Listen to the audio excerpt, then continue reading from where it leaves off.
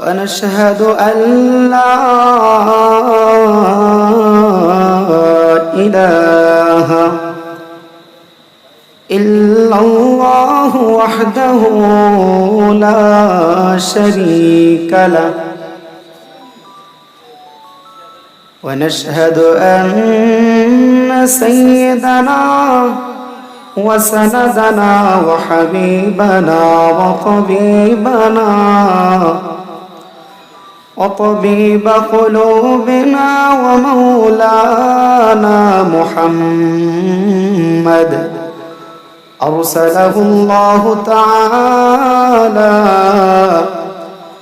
بالحق بشيرا ونذيرا وداعيا إلى الله بإذنه وسراجا منيرا أما بعد فأعوذ بالله من الشيطان الرجيم بسم الله الرحمن الرحيم الذي خلق الموت والحياة ليبلوكم أيكم أحسن عملا وهو العزيز الغفور وقال النبي صلى الله عليه وسلم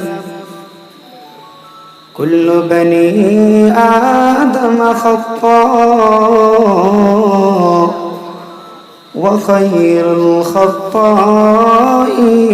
التوابين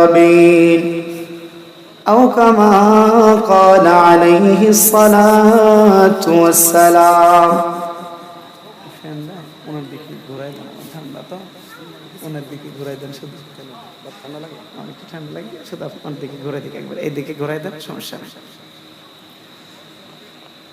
صدق الله المولانا العظيم وصدق رسوله النبي الكريم ونحن على ذلك لمن الشاهدين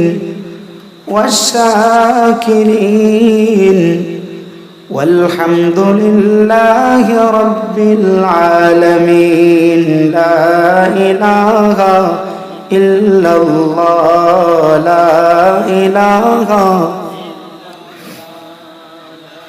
এই ছোট ভাই ইকো করে দাও রিভার্ব কমাই দিও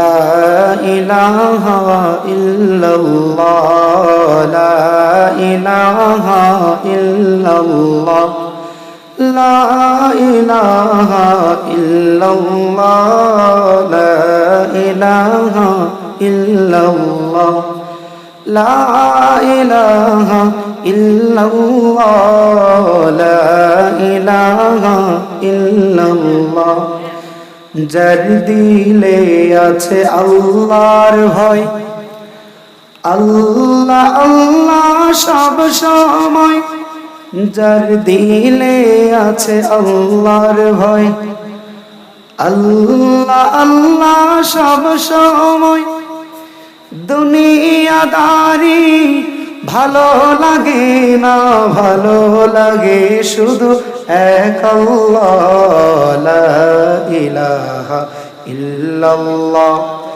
লা ইলাহা ইল্লাল্লাহ লা ইলাহা ইল্লাল্লাহ লা ইলাহা ইল্লাল্লাহ লা ইলাহা ইল্লাল্লাহ মুহাম্মাদুর রাসূলুল্লাহ সাল্লাল্লাহু আলাইহি ওয়াসাল্লাম।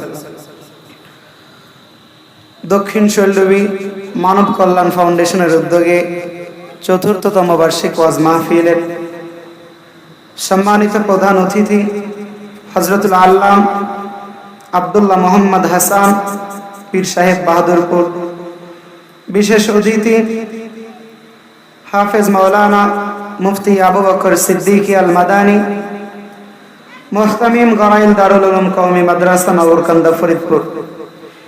বিশেষ বক্তা হযরতুল আল্লাম হযরত মাওলানা সাদিকুর রহমান সিদ্দিকী সাহেব, পীর সাহেব, সদরপুর। সভাপতিত্ব এস.এম. কামরুজ্জামান মামুন তালুকদার, প্রধান উপদেষ্টা দক্ষিণ শৈলদেবী মানব কল্যাণ ফাউন্ডেশন, সদরপুর, ফরিদপুর। এছাড়াও দূর দূরান্তে আসা আল্লাহ পাক রব্বুল আলামিনের আশিকিন জাকিরিন,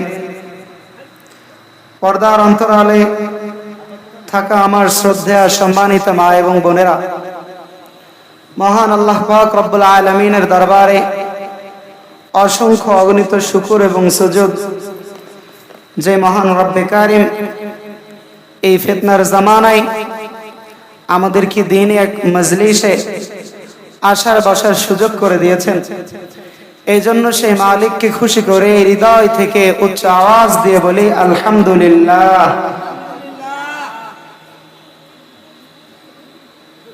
আল্লাহ পাক রব্বুল আলামিন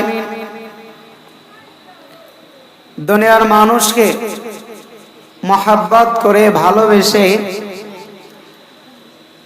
এত শত অসংখ্য অগণিত নেয়ামত রাজি দান করেছেন কেবলমাত্র মালিক চেনার জন্য।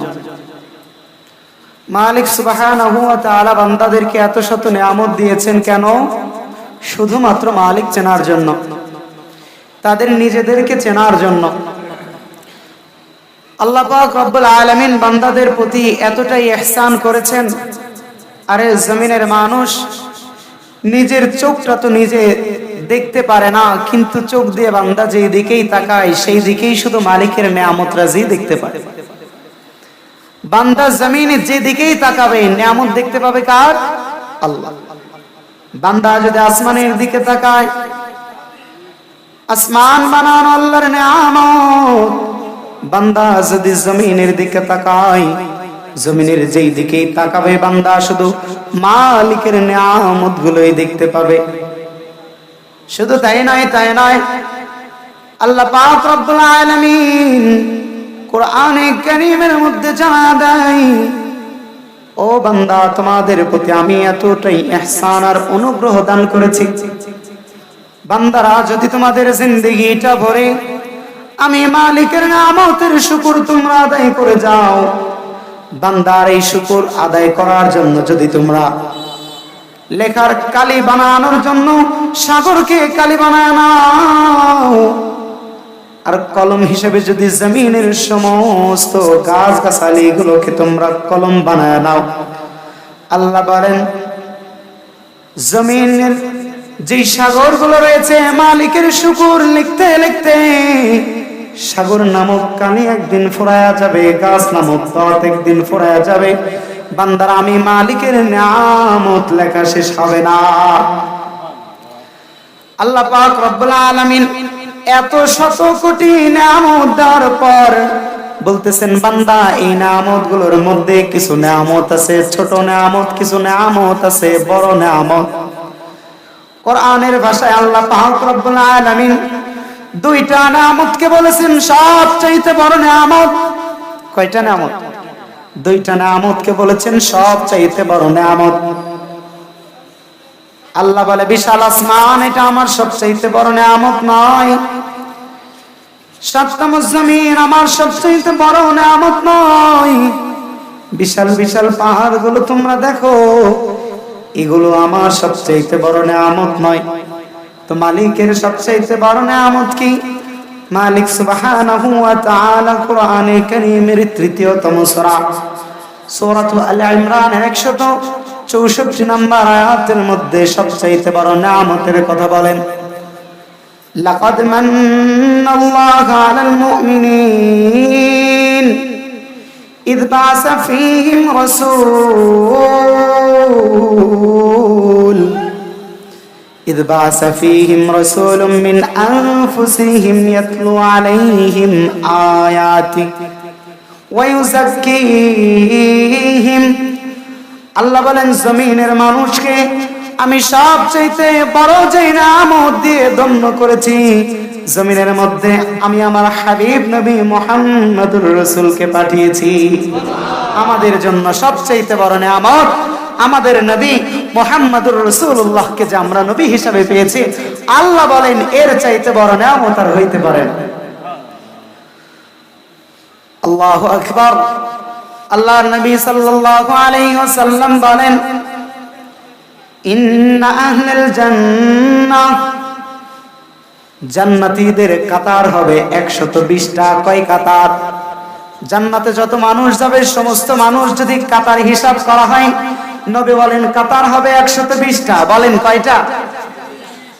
আল্লাহর নবী বলেন ওয়া ফীহিম সামানুনা ফি হাদিহিল উম্মাহ, ও উম্মতের দল, এই 120 কাতারের মধ্যে 80 কাতার হবে আমার উম্মত, উম্মতে মুহাম্মাদি। জান্নাতে যাবে 4 ভাগ, তো 3 ভাগ নবী মুহাম্মদুর রাসূলের উম্মত। ও মুসলমান, একটু আওয়াজ দিয়ে বলেন, এই নবীর উম্মত যদি আল্লাহ আমাদেরকে না বানাইতো, এই নিয়ামতের ভাগীদার কি আমরা হইতে পারতাম? পারা যাইতো? চাওয়া সারা এই নিয়ামত আপনাকে আমাকে দান করেছেন কে? আলহামদুলিল্লাহ। দ্বিতীয়তম নিয়ামত আল্লাহ পাক রব্বুল আলামিন সূরাতুল হুজুরাত 17 নম্বর আয়াতের মধ্যে বলেন, ইয়ামুন্নুনা আলাইকা আন আসলামু কুল লা তামুন্নু আলাইয়া ইসলামাকুম বালিল্লাহু ইয়ামুন্নু আলাইকা আন হাদাকুম লিল ঈমান। বান্দাদের প্রতি আমি সবচেয়ে বড় যে নিয়ামত দান করেছি 2 নাম্বার, সেই নিয়ামতের নাম হলো আমি বান্দাদেরকে ধর্ম হিসাবে ইসলাম দান করেছি। আজকে আমরা কোরআনওয়ালা হয়েছি তো ইসলাম পাইছি, এই কারণেই কোরআনওয়ালা হয়েছি। আজকে আমরা মসজিদওয়ালা হয়েছি, ইসলাম পেয়েছি, এই কারণে আমরা মসজিদওয়ালা হয়েছি। কই কোন হিন্দুরে তো দেখি না মসজিদে যায় আল্লাহরে ডাক দেয়। কত মাহফিল হয়, হিন্দুদেরকে তো দেখি না এখানে এসে বসে কোরআনের ওয়াজ শুনে। ও মুসলমান, এই কোরআন যদি না পাইতাম, নবী হিসাবে মুহাম্মদুর রাসূলকেও পাইতাম না। ইসলাম যদি আল্লাহ আমাদের নসিবে না রাখতেন, তো মসজিদকেও আমরা ইবাদতের ঘর হিসাবে পাইতাম না। চাওয়া সারা এত বিশাল বিশাল নিয়ামত আপনাকে আমাকে দান করেছেন তিনি কে? তো যে মালিক চাওয়া সারা এত বড় বড় নিয়ামত দিয়ে আপনাকে আমাকে দামি বানাইলেন, সেই মালিককে খুশি করার জন্য দিল থেকে উচ্চ আওয়াজে মুসলমানের শক্তি দিয়ে শুকর আদায় করে বলি আলহামদুলিল্লাহ। আল্লাহ পাক রব্বুল আলামিন আমাদেরকে ভালোবাসে এখানে আমাদেরকে আনছেন। আমরা এখানে এসে খুশি না বেজার? আলহামদুলিল্লাহ। আল্লাহ পাক রব্বুল আলামিন শত কোটি নিয়ামত দিয়ে বান্দাদেরকে কবর চিনাইতে চায়। একটু মনোযোগ দিয়ে শুনবেন সংক্ষিপ্ত সময়। আল্লাহ পাক রব্বুল আলামিন এত শত কোটি নিয়ামত দিয়ে আমাদেরকে দুনিয়াওয়ালা বানাইতে চান না, আমাদেরকে আখিরাত ওয়ালা বানাইতে চান। আমাদেরকে দুনিয়ার কারো গোলাম বানাইতে চান না, আমাদেরকে একমাত্র মনিব আল্লাহ পাকের গোলাম বানাইতে চান। আল্লাহ বলেন, বান্দা নিয়ামত কোনটা রেখে তোমরা কোনটার শুকর আদায় করবা? কোন নিয়ামত রেখে কোনটার শুকর তোমরা আদায় করবা? আমরা এই যে খাবার খাই, খাবার খাওয়ার সাথে সাথে হজম হয়ে যায়, যায় না? নাকি আমরা খাবার খাইতেই দৌড় দিয়ে ডাক্তারের দোকানে যাই, খাবার খাইছি হজম হওয়ার ওষুধ দেন তাড়াতাড়ি। দুনিয়ার মানুষ যেমন খাবারই খাক না কেন, যেই পদের খাবারই বান্দা খাক না কেন, মালিকের নিয়ামত খাবার খাওয়ার সাথে সাথে সেটা খোদা প্রদত্ত ভাবে হজম হয়ে যায়। রাশিয়ান একদল বিজ্ঞানীরা এটার উপর রিসার্চ করলো। দুনিয়ার মানুষ খাবার খায়, হজম হয়ে যায়, হজম হওয়ার পর খাবারের মধ্যে চোখের যেই পুষ্টির দরকার, খাবারের মধ্যে থেকে চোখের জায়গায় চোখের পুষ্টি পাঠায় দেন কে? খাবারের মধ্যে ব্রেনের জায়গায় যে পুষ্টি রয়েছে, ব্রেনের জায়গায় খাবারের মধ্যে থেকে ওই পুষ্টি পাঠায় দেন তিনি কে? রাশিয়ান বিজ্ঞানীরা বলেন আল্লাহ যদি না পাঠাইতো এই ডিজিটাল বাংলাদেশে, ডিজিটাল সময় মেশিনারি সিস্টেমে, মেশিনারি ওয়েতে যদি মানুষ তার খাবার হজম করে চোখের ক্যালোরির জায়গায় খাবারের মধ্যে থেকে যেই ক্যালোরি রয়েছে চোখের জায়গায় পাঠাবে, পায়ের জায়গায় যে পুষ্টি দরকার খাবার থেকে পায়ের জায়গায় পাঠাবে, মুখের জায়গায় জিহ্বার জায়গায় যেই পুষ্টি কণাগুলো দরকার খাবার থেকে ওই পুষ্টি কণাগুলো জিহ্বার জায়গায় পাঠাইবে। এটা যদি মালিক খোদা প্রদত্ত ভাবে না করে জমিনের মেশিনের মাধ্যমে পাঠানো লাগতো, কেমন খরচ লাগতো একটু রিসার্চ করে দেখি। রাশিয়ান বিজ্ঞানীরা মুসলমান একদিন দুই দিন নয়, এক সপ্তাহ দুই সপ্তাহ নয়, এক মাস দুই মাস নয়, 6 মাস রিসার্চের পরে জমিনের মানুষের সামনে এই উদাহরণ এনে রেখেছেন, জমিনের মানুষের সামনে এই দৃষ্টান্ত এনে রেখেছেন। রাশিয়ান বিজ্ঞানীরা বলেন ও দুনিয়ার মানুষ, আল্লাহর নিয়ামত খাবার খাওয়ার সাথে সাথেই হজম হয়ে যায়, চোখের জায়গায় চোখের পুষ্টি চলে যায়, হাতের জায়গায় হাতের পুষ্টি চলে যায়, পায়ের জায়গায় পায়ের পুষ্টি চলে যায়। এটা যদি মেশিনের মাধ্যমে পাঠানো লাগতো, হাতের জায়গায় হাতের পুষ্টি, পায়ের জায়গায় পায়ের পুষ্টি, ব্রেনের জায়গায় ব্রেনের পুষ্টি। ও দুনিয়ার মুসলমান, প্রতি বেলার খাবার হজমের জন্য এক একজন মানুষকে $52,000 খরচ করা লাগতো, $52 বিলিয়ন খরচ করা লাগতো এক বেলা খাবার হজম করার জন্য। $52 বিলিয়ন। এই রকমের ধনী আমাদের ফরিদপুরের মধ্যে একজনও না। মালিক যদি বলতো বান্দা সব নিয়ামতি দিলাম, আসমান দিলাম, জমিন দিলাম, পাহাড় দিলাম, চক্ষু দিলাম, কোন নিয়ামতের কথা বলবেন? হাত থেকে শুরু করে মাথার চুল থেকে শুরু করে পায়ের নাক পর্যন্ত নিয়ামত দিয়েছেন কে? আল্লাহ বলেন বান্দা সব নিয়ামত দেওয়ার পর যদি শুধুমাত্র এই নিয়ামতটা না দিতাম যে বান্দা খাবার যা মন চাই তাই খাচ্ছিস খা, হজমটা নিজেদের মতো কইরা দে। পৃথিবীর শ্রেষ্ঠ ধনী বিল গেটস 2-3 দিন খাবার হজম করার পর রাস্তার ভিখারির মতো প্লেট নিয়ে ঘুরতো, খাবার হজম করার টাকা তার কাছে থাকতো না। এই নিয়ামত চাওয়া ছাড়া আমাদের প্রত্যেককেই দান করেছেন তিনি কে? সেই মালিককে খুশি করে আরেকবার উচ্চ আওয়াজে বলেন না আলহামদুলিল্লাহ। এত নিয়ামত পাওয়ার পরও মানুষ আজান হয় মসজিদে যায় না, এত নিয়ামত পাওয়ার পর মানুষ চেয়ারম্যান চেনে মালিক চেনে না, এত নিয়ামত পাওয়ার পর মানুষ বাজার চেনে মসজিদ চেনে না, এত নিয়ামত পাওয়ার পর বান্দা গানের আড্ডা চেনে ওয়াজের মঞ্চ বোঝে না, এত কিছু দেওয়ার পরে তারা মালিকরে চিনে না। আল্লাহ বলে বান্দা জমিনের মধ্যে এই জন্য তোমাদেরকে বানাই নাই, তোমরা কি মনে করছো এই জন্যই নাকি তোমাদেরকে বানাইছি? জমিনের মধ্যে মানুষ বলে আমার একটা গাড়ি আছে, আমার একটা বাড়ি আছে, আর কি লাগে? আল্লাহ দিলে আমার সব কিছুই আছে, মুখে দাড়ি নাই, আছে না নাই? বলে আল্লাহ দিলে আমার সব কিছুই আছে, 5 ওয়াক্ত নামাজ তারা আমল নামাই নাই। আল্লাহ দিলে আল্লাহ আমারে সব কিছুই দিছে, বউ আর মায়ে এখনো পর্দা করে না। আল্লাহ দিলে আমার সব কিছু আছে, কিন্তু এখনো সুদ খায়, আছে না নাই? আল্লাহ বলে বান্দা এই কিছু করার জন্য জমিনে তোমারে পাঠায় নাই। জমিনের মধ্যে কত রাজা বাচ্চা আসছে চলে গেছে, নাম তোমরা জানো না। আরে বাবার নাম জানি, দাদার নাম জানি, দাদার বাবার দাদার নাম আমরা জানি না। আল্লাহ বলে বান্দা তারাও তোমাদের মতো মানুষ ছিল, তারাও তোমাদের মতো শক্তিশালী ছিল, তারাও তোমাদের মতো সম্পদওয়ালা ছিল, কিন্তু তাদের সম্পদ তাদেরকে জমিনের মধ্যে স্থায়ী করতে পারে নাই, পারছেনি। জমিনের মধ্যে আজকে আমরা যারা আছি আমরাও কি সারা জীবন জমিনে থাকতে পারবো নি? পৃথিবীতে কেউ স্থায়ী হয় না, হোক না সে ফেরাউন কি বা নমরুদ, কেউ ভাবে চিরদিন রয় না, কেউ হবে চিরকাল রয় না, পৃথিবীতে কেউ স্থায়ী হয় না।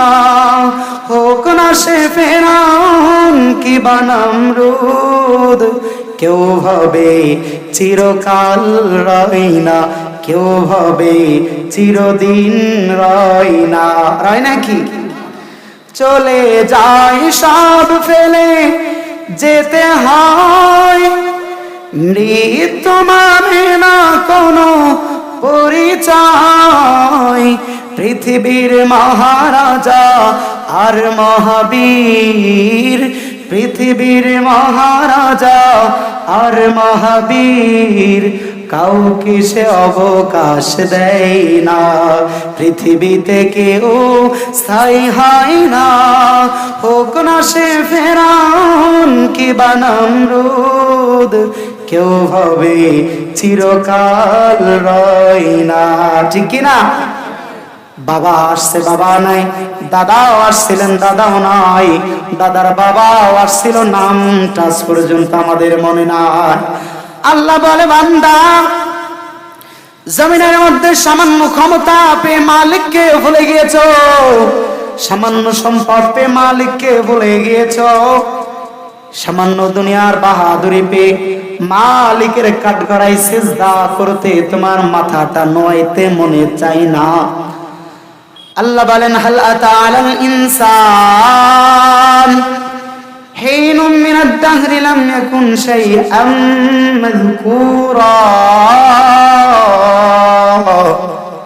আল্লাহ বলেন, বান্দা জমিনের মধ্যে এমন এক সময় ছিল বান্দা, আজকে তোমার বয়স 40 বছর আগে তোমার নামে এই মহল্লায় কেউ তোমারে চিনত না, চিন্তনি। আপনার বয়স 80 বছর, 80 বছর আগে আপনারে কেউ চিন্তনি। যার বয়স 90 বছর, আল্লাহ বলে, বান্দা 90 বছর আগে তোমারে কেউ চিনত না। জমিনের মানুষ বলে, খালি একবার আমার নাম বইলা দেখ, আমার নামে সবাই ডরায়। আমার ফেস একবার দেখার পর সবাই চুপ থাকে, একবার আমার নাম শোনার পর আর কেউ কথা কয় না, ভয়ে থরথর করে। আল্লাহ বলে, বান্দা এত পাওয়ার, এত দাপট, এত অহংকার, এত দাম্ভিকতা, বয়স 40 বছর, 40 বছর আগে একটু তাকায় দেখো, তোমার নাম কেউ জানে না। তুমি বলতে কিছু একটা জিনিস ছিল না।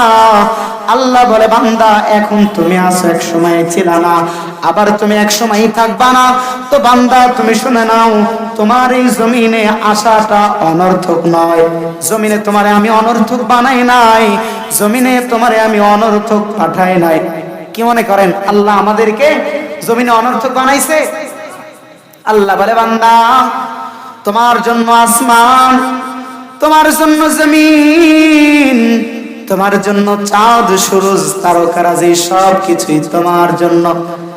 মাতাআল লাকুম ওয়া লিআনামিকুম, যা কিছু বান্দা দেখো সব কিছুই তোমার জন্য, তোমারে আমি অনর্থক বানাই নাই। আল্লাহ বলেন, আফা হাসিবতুম আন্নামা খালাকনাকুম আবাসা, তোমরা কি মনে করছো তোমাদেরকে আমি অনর্থক বানাইছি? ওয়া আন্নাকুম ইলাইনা লা তুরজাউন, আর তোমাদেরকে আমি মালিকের কাছে ফিরে আসা লাগবে না। তোমরা কি এটা মনে করছো? আরে বেনামাজির দিকে তাকায় দেখেন, তার চেহারার দিকে তাকায় দেখেন, মনে হয় না এই লোকের সামনে কবর আছে। কতদিন নামাজ পড়ে না, দিলের মধ্যে ভয়টা আসে না। আরে আমার সামনে তো আমি চিন্তা করি 10 তলা বিল্ডিং, আমি চিন্তা করে আমার সামনে এক উজ্জ্বল ভবিষ্যৎ। আল্লাহ বলে, না বান্দা, তোমার সামনে কিন্তু কবর, তোমার সামনে কিন্তু হাসর রয়েছে, তোমার সামনে কিন্তু আমি মালিকের কাঠগড়া রয়েছে।